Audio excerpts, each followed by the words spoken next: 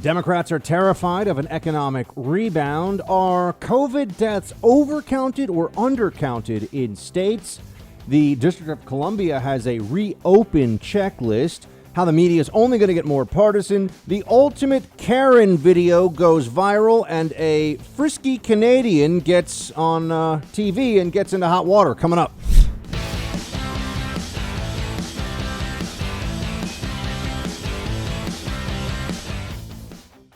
Welcome, everybody, to the Buck Sexton Show. I trust you had a good holiday weekend, time with friends, family, time to reflect a bit on what the weekend really means. Hopefully, you're at least able to Zoom call with loved ones if you weren't able to be with them.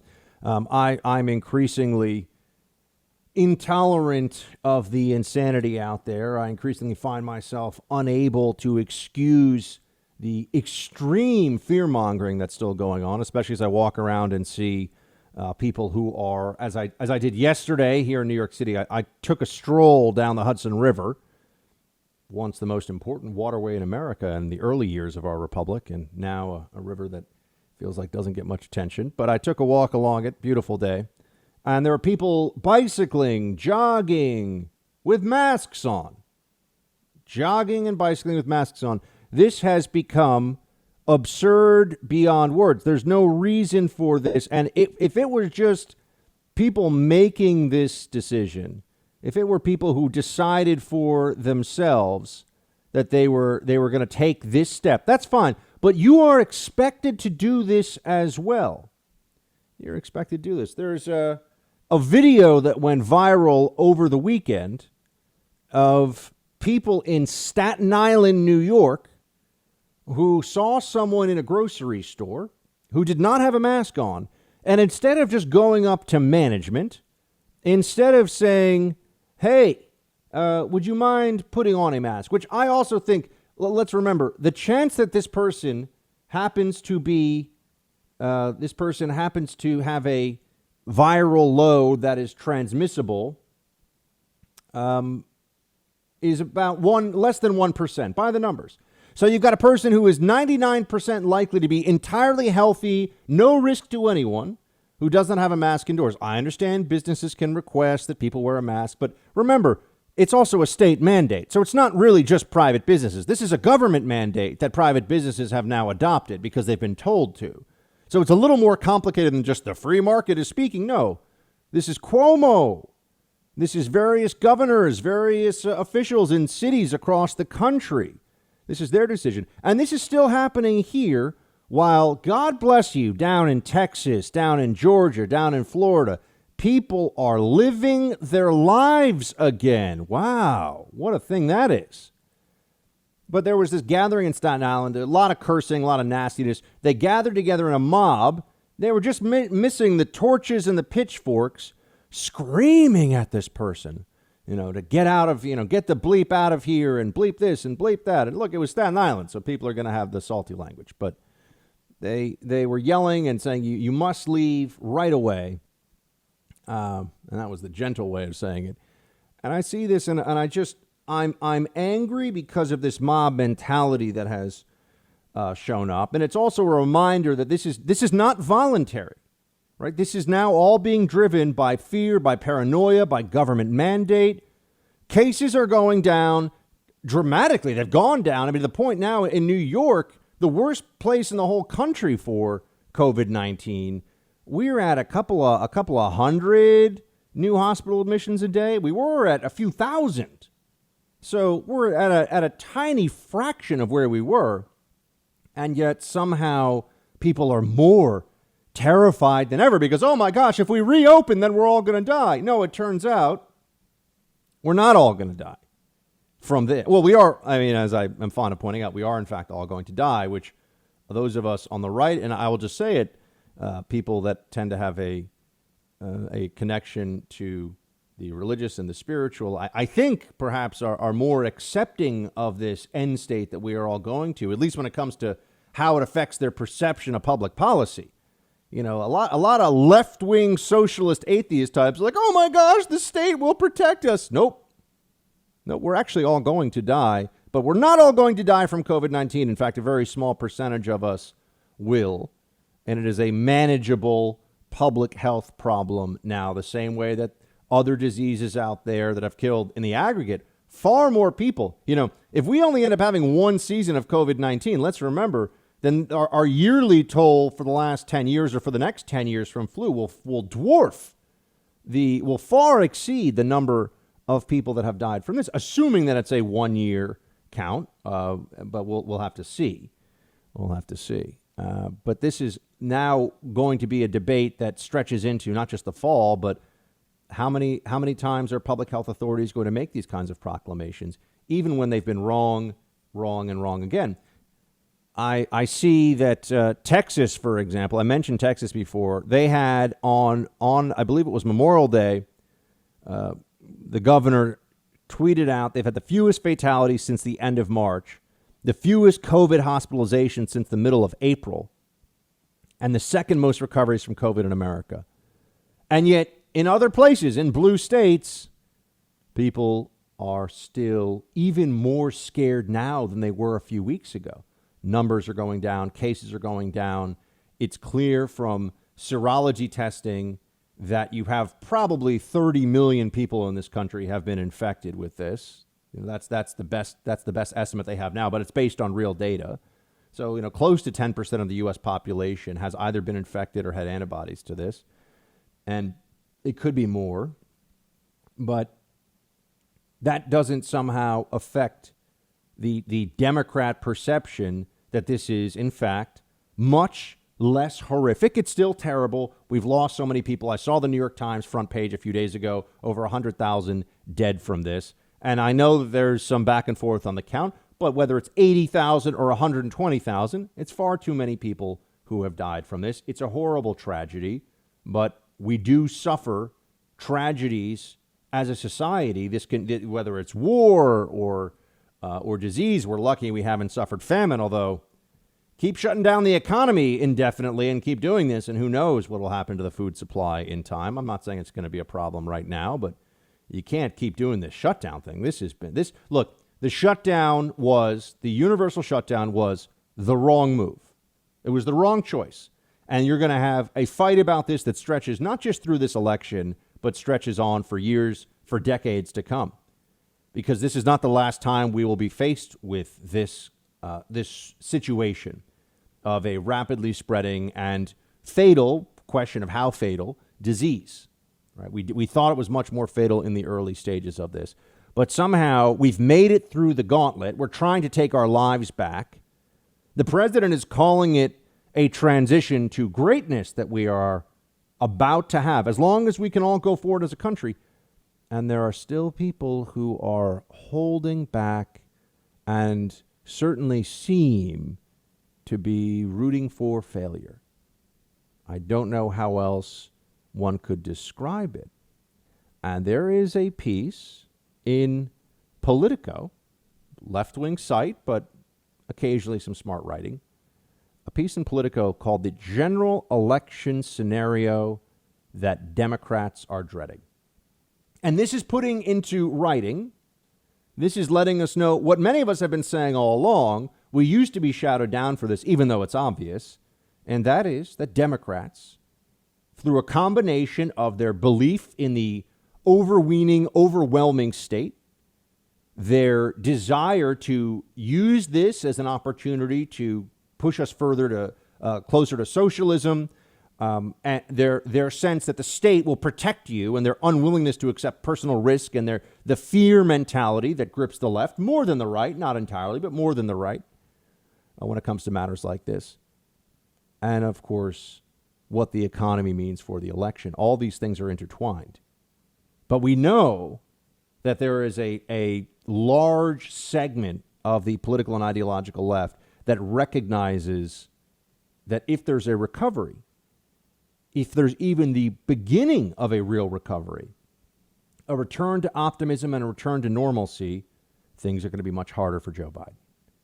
So this is what we've been saying. We know this, right? That Democrats have been slow rolling this, that behind closed doors, top strategists, this one being a top economist in the Obama administration, they're now coming forward with this, not because they want to be honest about it. See, this is why there's some truth to it, but because they want the Democrat messaging to reflect this possibility. They're trying to get ahead of this, which is that if we reopen and if the virus is not nearly as bad in the rebound as people have been assuming for the last few months, which looks it looks like we're going to have a strong summer, my friends. The only thing that will prevent it, it's not the virus, it's the stupidity of our public officials. And I tell you, when the president promised me last week in the Oval Office, it was a real moment. You know, he went out in Michigan. I don't think he had made this promise to anybody before he told me. And then he went out. Now, I could be wrong on that, but this is the one thing I wanted to use my opportunity. Well, we talked about a few things, but those were off the record, the important stuff. But the one thing that I knew I could say that I wanted to get him on the record was that they'll never do this lockdown. At the federal level, we'll never do this lockdown again. And people say, oh, but it's not up to him. Well, if states think that they're going to just trample on the constitutional rights of individuals, guess what the DOJ has? A lot of lawyers and endless resources. You know, it's a very different environment for some of these governors if they're going to get dragged into federal court right away. Now, I'm not saying we're always going to win. All you need is an Obama or a Clinton judge, and sometimes even a Bush or a Trump's judges are the best, actually. Trump's judges are the best. But, you know, a Bush judge even will let you down on this stuff and decide to rule with the leftist mob instead of the rule of law. But it's a different situation. The federal government is committed to preventing a second shutdown. And the president promised me that. And then he went out in Michigan the next day, said it to the national press. And I probably should have made a bigger deal out of it when he told me, but I wanted to tell all of you first. No second shutdown. Here's the problem for Democrats. There's no second shutdown. Well, then what does the economy start to look like in August, September, October? It's definitely going to be better than it is right now. If we reopen and we don't go back into, you know, the shutdown turtle in the shell posture that we've had recently, which I think is not supported by the facts and the data at this point. It was not the right move. We've had a horrific sacrifice here of our elderly in nursing homes, elderly care facilities.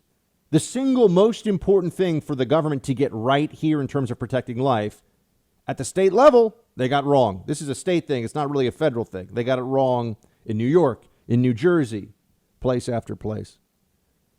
But remember, the Democrats are first and foremost power obsessed. The left is power obsessed. More than any principle, more than any specific outcome. They want to be in charge. They want to be in charge of you. And with that, I now look at how this plays out for them. And you have this piece in Politico that's saying, if there's the beginning of an economic recovery, we are going to be in really bad shape because it's going to look like Trump can just tell the American people, give me more time, guys. We're back in action. That economy you had in 2019, it's coming back in 2021. Why do a big shift to Joe Biden when we're in the right direction now? We all know that this was an external virus. We all know. So they're going to have to prepare for that. But now this gets us into which path do the Democrats push for to extend the pain of the lockdowns. We have bread lines, food lines here in New York City still. Thousands of people in them, day in and day out. Thousands. Democrats don't care. They care so much about the poor, not the people who can't feed themselves because of the moronic continuation of these lockdowns. But, they care about the poor so much. No, what they care about right now is defeating Trump and the economy going poorly for as long as possible, being suppressed and stifled as long as possible is clearly in the Democrat Party's interest, and they are taking action based upon it. The numbers no longer justify the economic shutdowns we have in these states. You might say, well, Buck, what about the governors? Don't they want things to come back? No. They're holding their economies hostage to a federal bailout at this point. They feel like they can just blame the federal government and all the shortfalls in their budgets for the few months we've had here and then the few months ahead. Federal government, Uncle Sam's going to write them a check, and they get to be heroes, and they get to say they saved lives. Even in places like New York, which has been a textbook case of bureaucratic and elected political leaders' ineptitude, stupidity, and covering their butts when things get really bad. That's what's happened here. We need to reopen this country, but we need to do it with an urgency that recognizes not only the pain and suffering that people across this country have because of the shutdown, but also understands the political dynamics, the implications here of what the Democrats, what the left are really rooting for and what's in their interest. They have to keep this suppressed as long as they can, because they know that even a minimal V recovery or just the beginnings of what is clear economic strength. I mean, here they're saying that there's the possibility that, quote, we are about to see the best economic data we've seen in the history of the country in the third quarter of this year. This is a former Obama administration economist, now professor at Harvard. He's saying, watch out, guys. The Trump economy may come back, which we all know would be fabulous for this country, including the idiot libs who hate Trump. Amazing for this country, and they don't want that to happen. They'd rather be in power than have all of us prosper.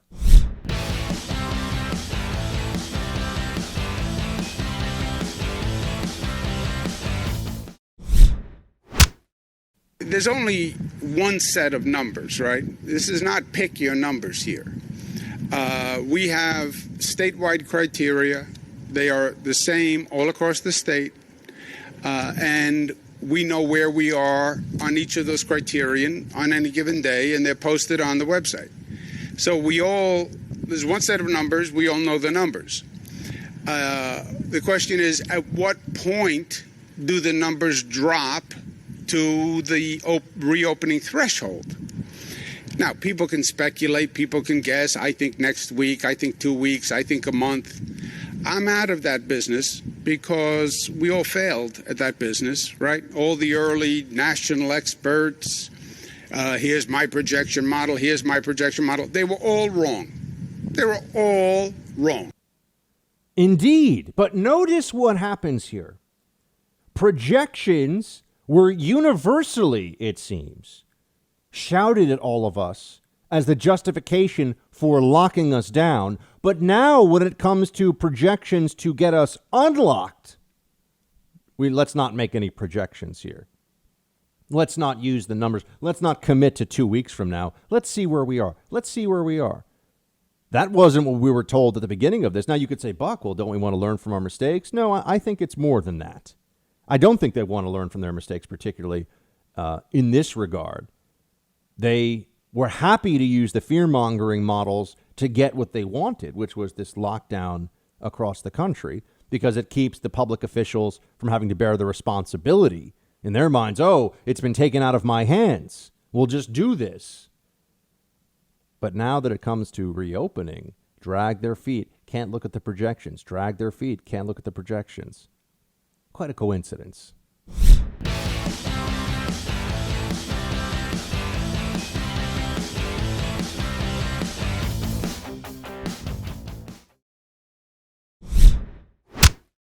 Why you wouldn't use it, there's no legitimate, rational explanation. Well, I don't like the way it looks. You know what? Paint something on the mask, right? Get a new color. You can get a designer mask. It's such the opposition is so trivial and nonsensical relative to the risk. You could get sick. You could make somebody else sick. Even if you think you're a Superman or Superwoman, you could bring the virus home and get someone sick, and it winds up killing them. So it's not smart. It's not smart. My colleague, Melissa DeRosa, said yesterday, it was stupid. That's another way of saying not smart. Sort of the hyper New York way of saying that. Takes less words. Not smart, stupid. Let me explain. Wear a mask. If you're not wearing a mask, you're being dumb, but we don't want to say dumb. So we'll call it less than smart. Why would you not wear a mask? Let me explain. If you don't wear a mask, you may be a mass murderer because you're not wearing a mask. Oh, my gosh. You guys are all, those of you who are not in New York, which I know is a vast majority of you, you are so lucky. But I'm not trying to focus this on New York today for any reason other than just we're the worst case, the worst holdout. The city is in a coma right now, and you have these morons in charge with stupid metrics. We're now supposed to be all clapping. Yay, they've got the tracers in place, the tracing teams. If you're near someone for more than 10 minutes who has COVID, they're going to tell you have to quarantine for 2 weeks. Guess what? People are going to say no. Then what happens? They're going to say, I feel fine. I don't think I've got. Oh, you mean the voluntary will become compulsory? That's where, remember, look at masks. The voluntary will become compulsory. The people making these decisions will say, if you're not willing to listen, you're killing people. So I'm gonna take it out of your hands. I'm gonna make sure that you cannot kill people by not wearing a mask. Healthcare providers wear masks for 10 hours at a time. Why can't you wear a mask for an hour? Why can't you wear a mask for an hour? Someone tell me this. Well, the reason we can't do it is because it's dumb. The reason I'm not wearing a mask when I go outside all the time is that I'm not going to live my life with a stupid face covering that is uncomfortable because of the infinitesimal possibility that somebody may come near me, even though I've already had a COVID test last week, whatever. I mean, at what point is it too silly? Is it too dumb? What about if I was willing to get a COVID test every week for the next, 2 months? Which I would. It's not that hard. I would do it if they were going to pay for it. Do I still have to wear a mask all the time? Oh, well, maybe you get infected. Even when you're not really supposed to get infected, you'll get This is absurd. But it's political. It's political. And it's frustrating beyond words. I have friends who have had their careers right now shattered by this. I know people personally very well who no longer, they're going to get the temporary unemployment in hand, but that doesn't. In New York City, unemployment this doesn't pay anybody's bills. If you live in any high rent, the biggest problem most people have is rent or the mortgage, right? If you live in any high rent, high mortgage place, unemployment, you're not even covering never mind, buying a sandwich or like downloading something off the internet to watch on TV. You can't do any of this stuff. So what they don't understand is the restructuring of businesses that's occurring right now means there's going to be a lot fewer jobs in some of these industries. And it's not based on anything other than trying to prepare for the possibility of more government action like this. They don't want to, that this is why the president promising me no second shutdown last week was so important, because otherwise you're going to have economic pandemonium. What business could ever come back, could ever run itself effectively with this hanging over its head? Here's Dr. Birx, famous for her pronouncements from the coronavirus task force briefings and her colorful scarves, which I believe are generally Hermes. Those scarves are very pricey. But here she is. They may not be Hermes. I don't know. That's just the fanciest scarf company I could think of. Here she is telling us about what they're doing to get ready for the potential wave this fall. Play 12. Also, I want to be very clear to the American people. We are preparing for that potential fall issue, both in PPE, which is protective devices, both in ventilator stockpiles, and ensuring that we're really pushing on therapeutics and vaccine development so we can be ready if the virus does come back in a significant way. This, I think, is more than anything else that we see right now, more than any political ad or any specific set of economic numbers. This is really going to determine, assuming that we can get to effectively a full reopen. And the good news is that for all the people out there who are like, oh my gosh, they're not wearing a mask in public, in open air, oh no. For all the people that are doing that, there are far more people who are saying, you know what? It's summertime. Respiratory viruses are far less of a problem in summertime, and that's been the case, for the last 100 years or so. We all know that. And so when they have a little bit of freedom, they start to operate with even greater freedom. I have friends in some of the most open states, Georgia, Texas, Florida, who are saying that, the restaurants, they have a capacity. People are just going to restaurants now. And God bless them. Okay, this is not. What's the alternative? We're just going to live in fear. Let's let them set up the stupid rules forever.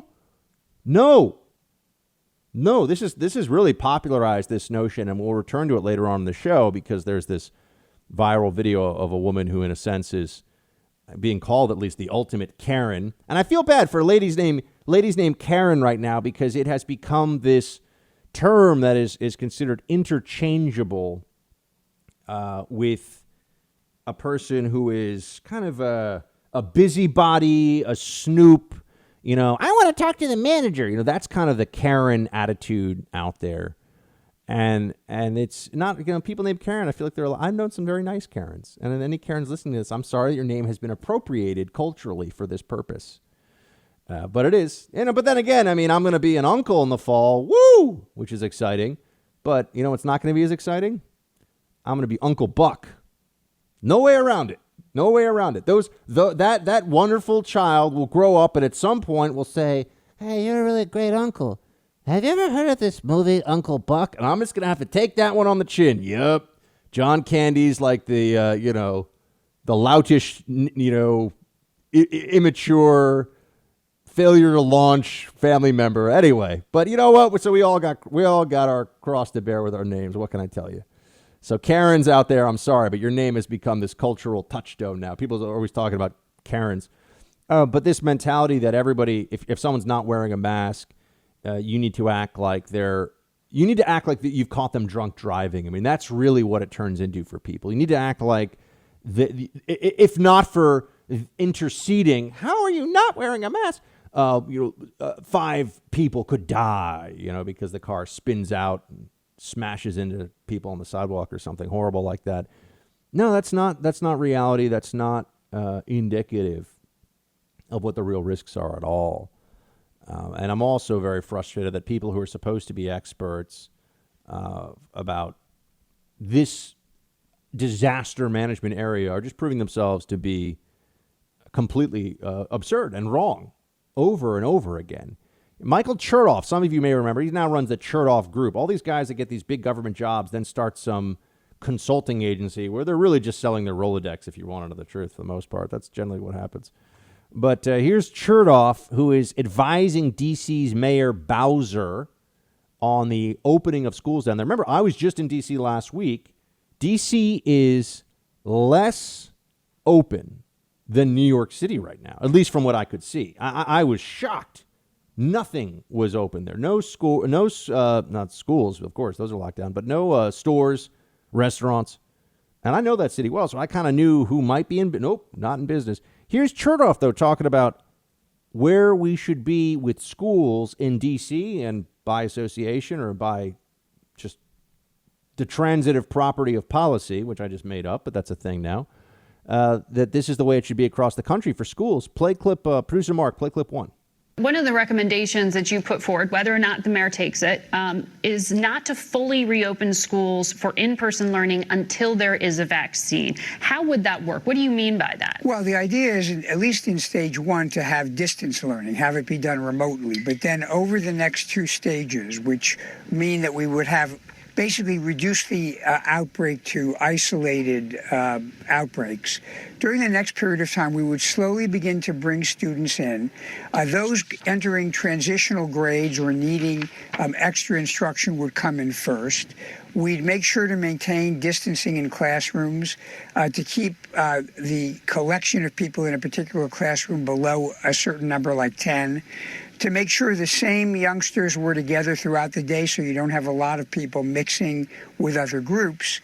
And then to have present on staff people with health background and experience in case someone displays symptoms or some issue arises. And the idea would be eventually, during the course of this time, to basically reopen, but in a very measured and deliberate way. Why do we have to do it in such a measured and deliberate way? Why can't we just reopen schools after Labor Day? Kids are at almost no risk from this. They are at more risk from the flu every year. That's right. For those of you who have children, your child is at greater risk of mortality, and it's a very small risk, so I'm not trying to prey on anyone's fears here, but your child is at greater risk from the seasonal flu than they are from COVID-19. That's a fact.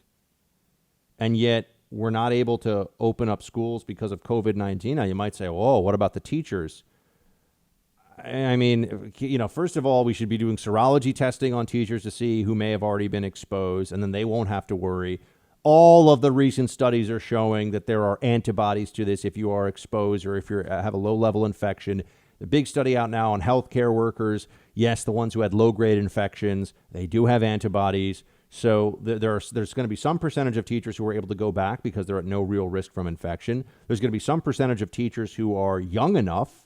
A lot of particularly primary school teachers are young enough that they're, if someone told me that my job was to teach, would I go back to school in the fall? Absolutely yes.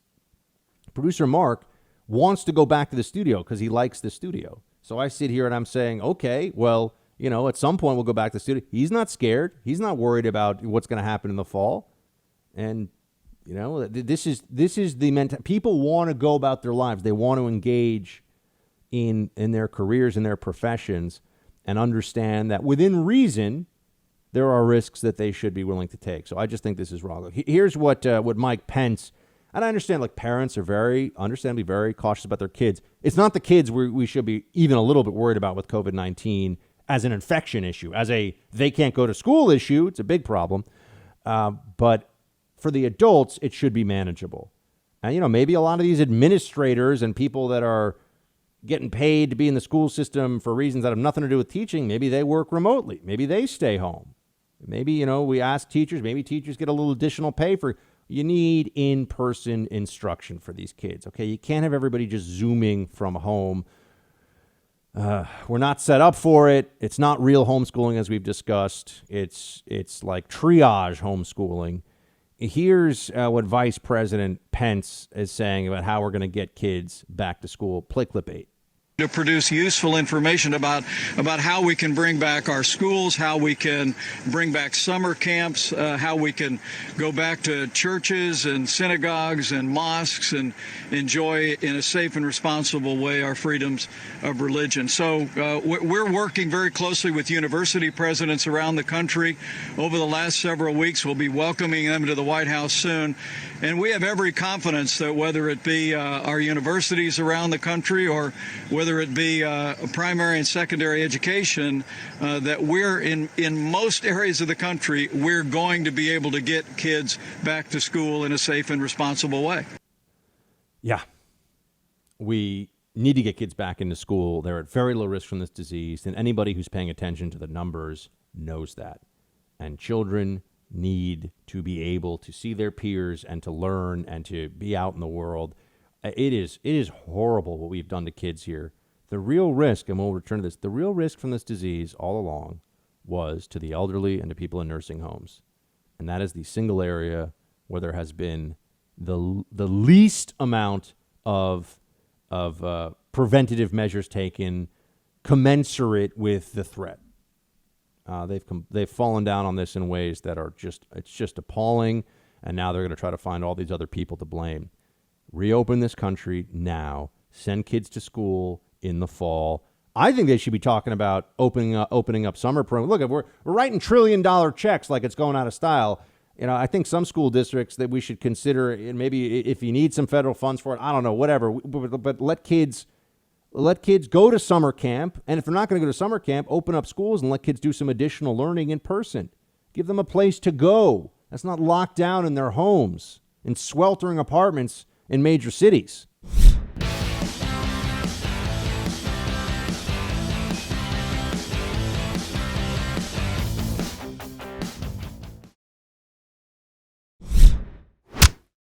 Yeah, the governor has discriminated against churches and mosques and against synagogues because we as a church have a First Amendment right, and he has chosen to say Walmart, grocery stores, liquor stores, they can be open the whole entire time. Yep. And very directly, they're not doing it nearly as safe as our church is doing it. And so he has decided, according to whatever his guidelines are that no one really knows for what is essential or not. Church is essential. Our people are New Jersey citizens. Yep. You're a Jersey girl. You know all about people loving their state. And here it is, as Jersey citizens, they're being told their church is not essential. Yeah. I understand a lot of people don't understand why it's so important to us, but as believers, we assemble together. And these people have discouragement and depression and problems, including economic problems. They want to be with their pastors, and we are doing it as best we possibly can. Yeah. This is a critical point here from Pastor Charles Clark III in New Jersey. First of all, the hostility that the left-wing lockdowners have had to religion from the beginning in this is just appalling. Right? Oh, you can't do outdoor church. Oh, you can't do drive-in church. Oh, and taking people's license plate numbers down because they're gathering for church. I mean, they forget, I'm more familiar with the early history of Christianity, for example, than any other religion. People are willing to take a lot of risk for their faith. People are willing to do a lot to celebrate the Eucharist. Someone coughing on them is not going to stop a lot of people from deciding that they're going to go and do that. But also, at this point, to lock people in their homes, to ruin millions and millions, tens of millions of jobs, and bar them from their religious community, it's just cruel and it's wrong.